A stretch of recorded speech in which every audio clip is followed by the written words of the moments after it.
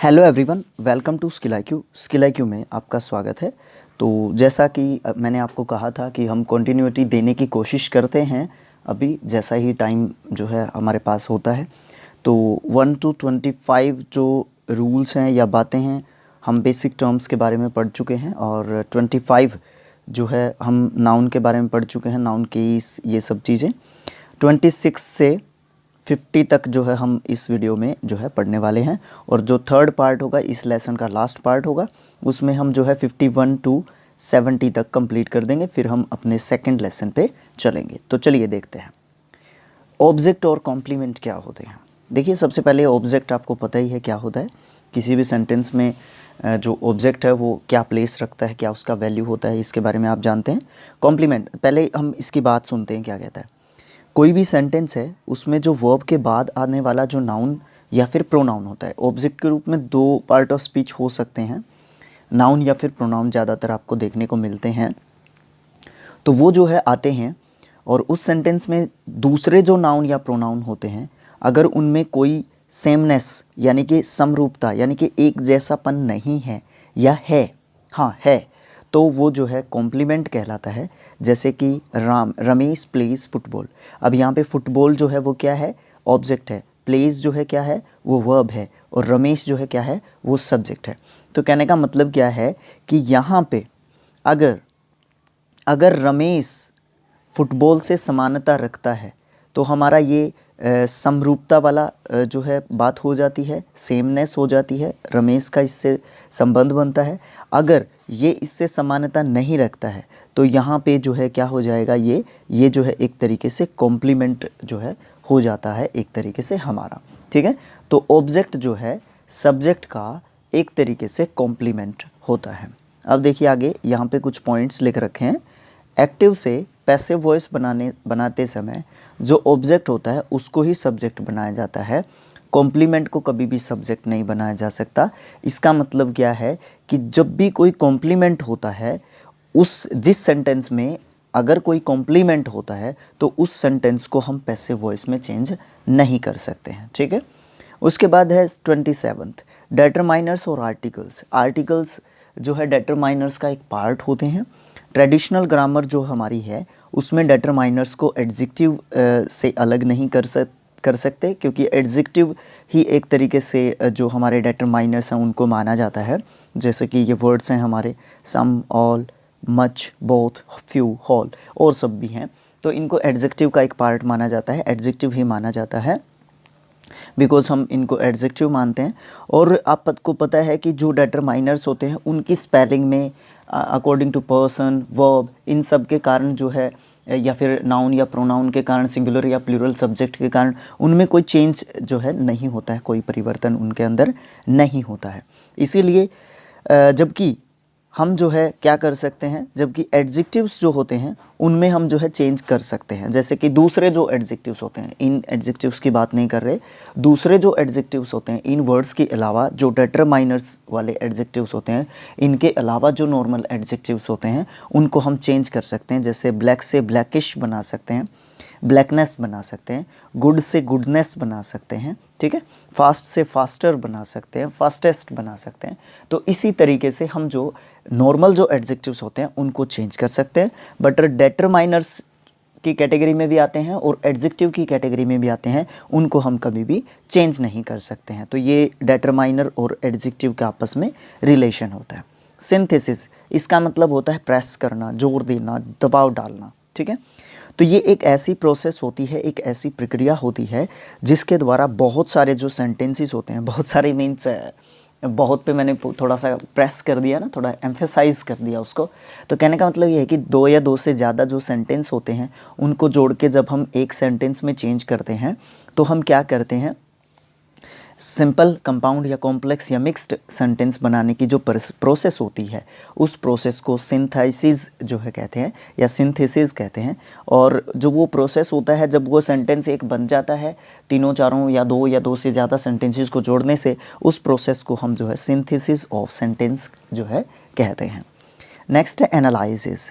Analysis का मतलब क्या होता है, एनालिसिस का अर्थ होता है वाक्य में विद्यमान क्लोजेस जो है उनको पहचान करना, या फिर जो सेंटेंस है वो किस प्रकार का सेंटेंस है। कहने का मतलब ये है कि जो सेंटेंस है उसमें वो किस प्रकार का क्लोज है, या फिर जो सेंटेंस है वो किस प्रकार का सेंटेंस है। इन दोनों चीज़ों को पहचानना जो है क्या होता है, किसी भी सेंटेंस को सेंटेंस की इन दोनों क्वालिटीज़ को जो है देखना या पहचानना, वो जो है हमारा एनालिसिस कहलाता है।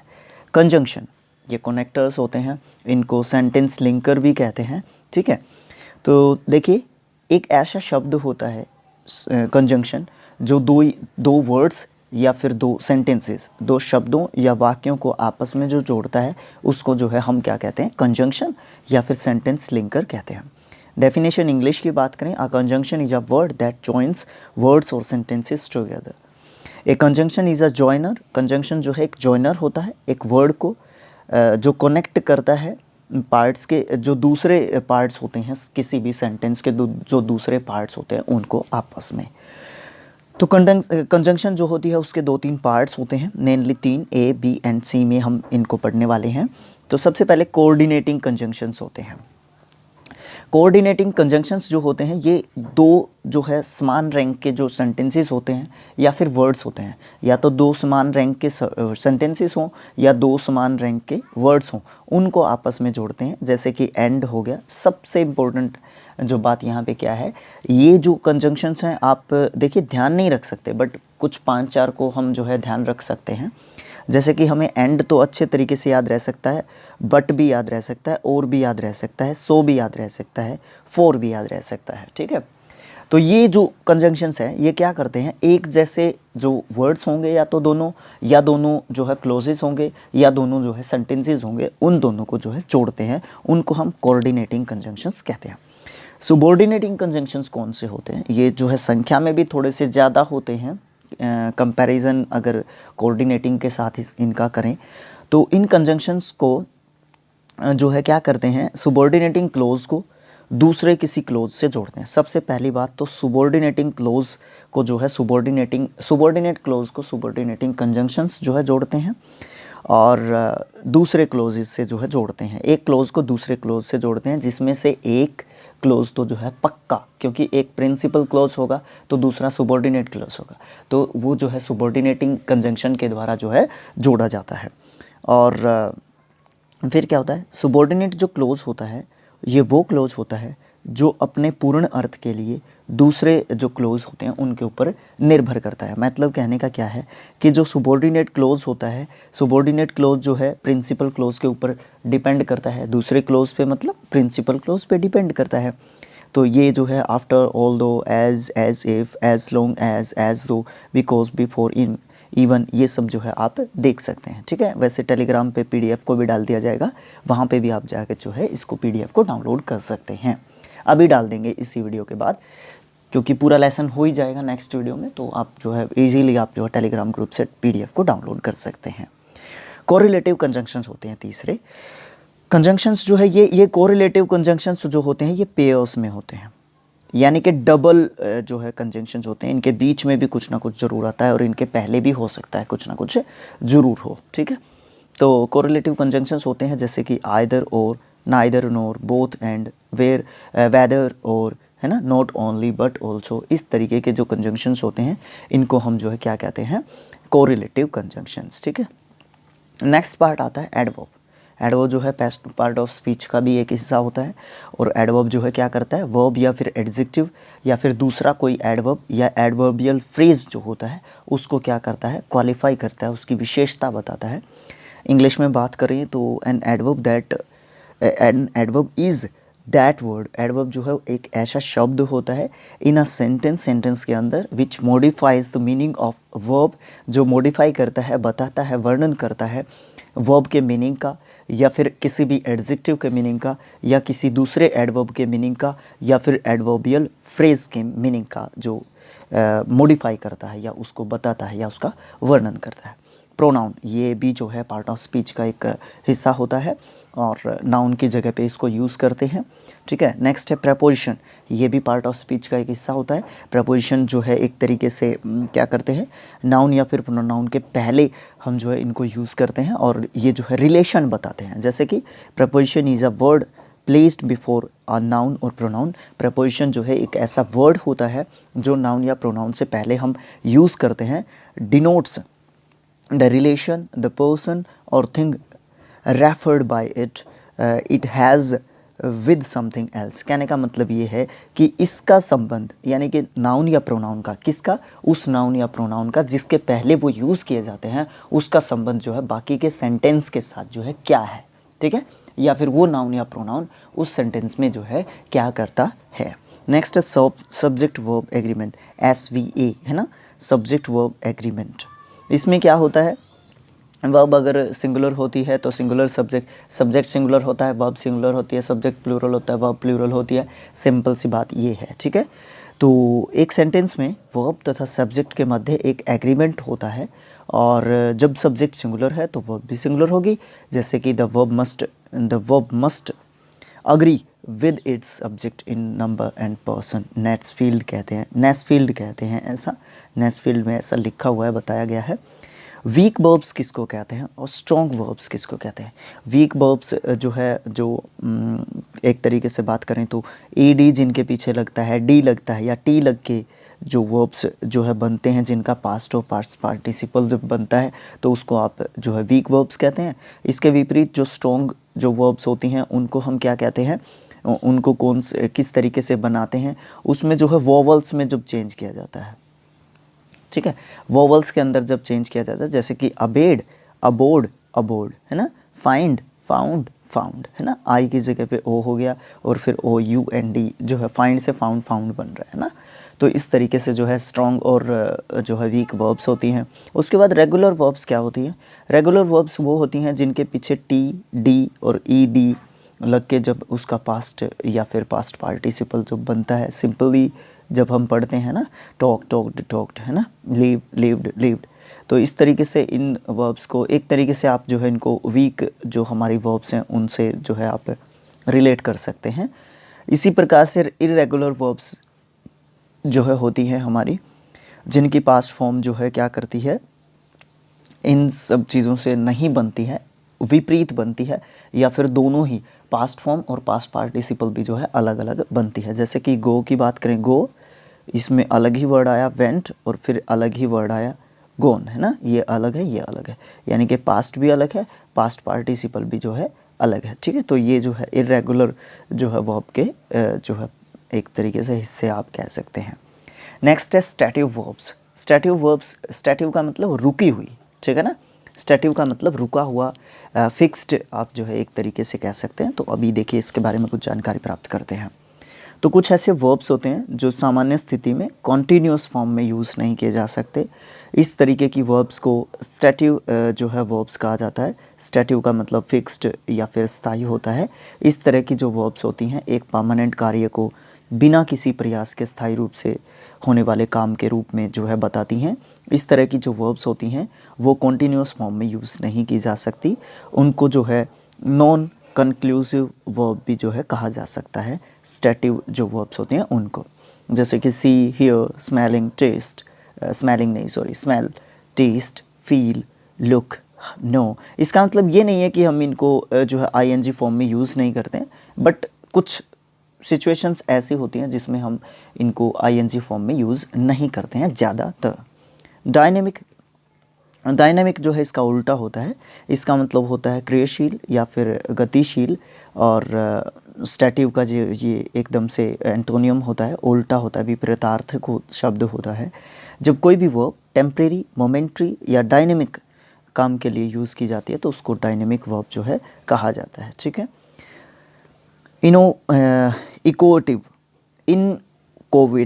इनकोवेटिव वर्ब्स, ये थोड़ा सा अलग वर्ड है यहाँ पे।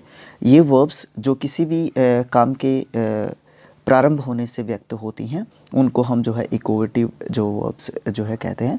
वर्ब्स जो किसी कार्य से प्रारंभ होने को व्यक्त करते हैं। मतलब कोई भी चीज़ है, कोई भी काम है, जब भी किसी काम का स्टार्टिंग जो पॉइंट होता है, या कोई भी काम जब कहीं से स्टार्ट होता है, उसकी स्टार्टिंग पॉइंट के बारे में बताती है, उसके स्टार्टिंग पॉइंट के बारे में जब बताती हैं वर्ब्स, तो ऐसी वर्ब्स को जो है इक्वेटिव वर्ब्स जो है कहते हैं।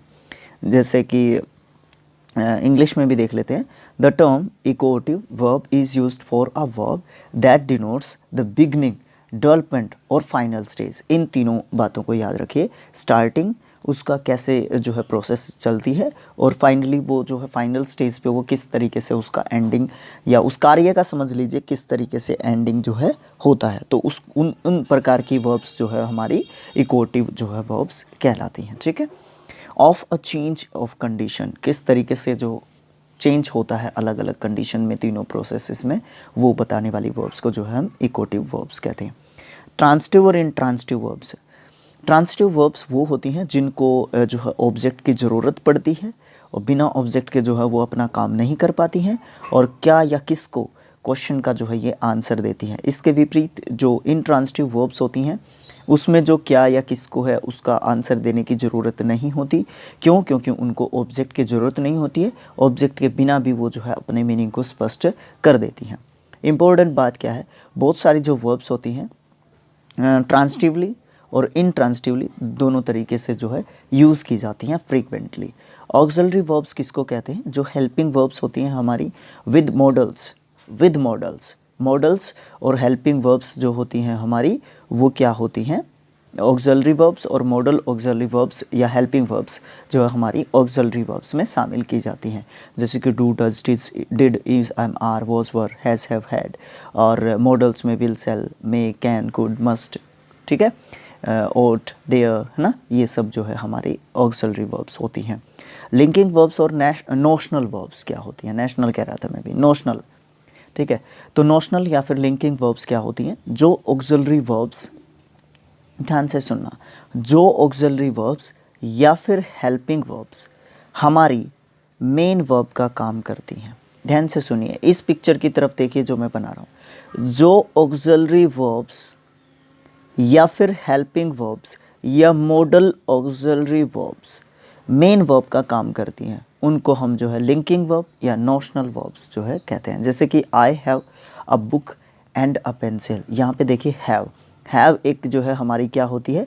हेल्पिंग वर्ब होती है, लेकिन यहाँ पे हैव इसका दूसरा फॉर्म हैड होता है और तीसरा फॉर्म भी हैड होता है। यहाँ पे ये क्या है? हेल्पिंग वर्ब नहीं है, वर्ब का फर्स्ट फॉर्म के रूप में काम कर रही है, जो कि मेन वर्ब के रूप में इस सेंटेंस के काम कर रही है। तो इसको हम यहाँ पे क्या कहेंगे? लिंकिंग वर्ब या फिर नोशनल वर्ब। नेक्स्ट है हमारा 46th, मॉडल्स किसको कहते हैं? तो मॉडल्स आपको पता है, मॉडल ऑक्सिलरी वर्ब्स होती हैं, मे, कैन, कुड, ये सब जो है मॉडल्स होते हैं। ये हमारे वर्ब के मूड को बताते हैं, उसकी अवस्था, उसका भाव, वो किस सिचुएशन में है। मूड या फिर मोड्स एक ही बात होती है, ये वर्ब के जो है भाव को या मूड को बताते हैं, तो इनको हम जो है मॉडल्स कहते हैं। फाइनाइट और नॉन फाइनाइट वर्ब जो क्या होती हैं? फाइनाइट वर्ब में जो है सब्जेक्ट के नंबर, पर्सन, टेंस के अनुसार जो है चेंज होता है। इसके विपरीत नॉन फाइनाइट वर्ब में सेंटेंस का जो टेंस होता है सब्जेक्ट के पर्सन या नंबर से कोई उसके ऊपर डिफरेंट जो है प्रभाव जो है नहीं देखने को मिलता, तो उनको नॉन फाइनाइट वर्ब कहते हैं। फाइनाइट वर्ब में प्रभाव पड़ता है सब्जेक्ट के नंबर, पर्सन का जो है। ठीक है। नेक्स्ट है 49th, सेकंड लास्ट रूल होगा आज का। इन्फिनेटिव किसको कहते हैं? इन्फिनेटिव जो है 2+ के वर्ब की फर्स्ट फॉर्म को जो है कहते हैं। और देखिए इन्फिनेटिव अगर मैं आपको बताना चाहूँ, इन्फिनेटिव होता है दो प्रकार का। एक तो होता है बेयर इन्फिनेटिव, ठीक है, बेयर इन्फिनेटिव। एक होता है टू इन्फिनेटिव। इन्फिनेटिव का मतलब होता है वर्ब की फर्स्ट फॉर्म। ठीक है। अब वो बेयर है, बेयर मीन्स बिना किसी। अब बिना मतलब वर्ब की टू के, बिना टू के, यानी कि खाली वर्ब की फर्स्ट फॉर्म जो है बेयर इन्फिनेटिव होती है, और टू इन्फिनेटिव होती है 2+ के वर्ब की फर्स्ट फॉर्म। ठीक है। तो अब देखिए यहाँ पे इन्फिनेटिव जो है दो चीज़ें होती है, एक तो 2+ के वर्ब की फर्स्ट फॉर्म, एक अकेली जो है वर्ब की फर्स्ट फॉर्म, जो कि इन्फिनेटिव विदाउट टू होता है। इन्फिनेटिव मतलब वर्ब की फर्स्ट फॉर्म। ठीक है। उसके बाद स्प्लिट इन्फिनेटिव्स क्या होते हैं? स्प्लिट इन्फिनेटिव्स के बीच में टू और इन्फिनेटिव कोई भी जो है इनके बीच में 2+ के वर्ब की फर्स्ट फॉर्म के बीच में अगर आपका एडवर्ब आ जाए उसको कहते हैं स्प्लिट इन्फिनेटिव। ठीक है, स्प्लिट इन्फिनेटिव। उसके बाद इसकी बात भी सुन लेते हैं, इसने बताई है एक शब्द लिखना या फिर एडवर्ब लिखना टू प्लस के वर्ब की फर्स्ट फॉर्म के बीच में, ये जो है ट्रेडिशनल ग्रामर में गलत माना जाता है। लेकिन आजकल जो है बहुत सारे जो राइटर्स हैं वो स्प्लिट ऑफ इन्फिनेटिव्स को सही मानते हैं। स्प्लिट ऑफ इन्फिनेटिव्स को अवॉइड करना उचित होता है, क्योंकि यूज़ नहीं करना चाहिए, because according to traditional grammar we can't use it, but आजकल जो फ्लोइंग जो इंग्लिश है उसमें जो है यूज़ करते हैं। As per modern English grammarians, one adverb may be inserted between the infinitive. कहने का मतलब ये है कि जो आजकल के मॉडर्न जो ग्रामेरियंस हैं वो जो है क्या करते हैं, वो जो है यूज़ करते हैं आजकल जो है एटलीस्ट एक एडवर्ब तो जो है यूज़ करते ही हैं इसके बीच में। जैसे कि सेंटेंस भी दिया हुआ है, I ask you to kindly grant me one day leave only. अब यहाँ पे देखिए टू और ग्रांट, टू प्लस के वर्ब की फर्स्ट फॉर्म है, इसके बीच में जो है इन्होंने क्या लिखा है, काइंडली जो है लिखा हुआ है। तो इस चीज़ को क्या बोलते हैं, यहाँ पे इस चीज़ को क्या बोलते हैं, स्प्लिट इन्फिनेटिव्स बोलते हैं। तो इसी के साथ जो है आज का वीडियो हमारा ख़त्म हो जाता है। बाकी के जो है यहाँ पे टोटल जो है हमारे क्या हैं 70 जो है यहाँ पे रूल्स हैं। तो नेक्स्ट पार्ट में जो है हमारा लेसन नंबर फर्स्ट जो है कंप्लीट जो है हो जाएगा। तो thanks for watching, thank you so much, keep sharing, keep supporting us, thank you so much.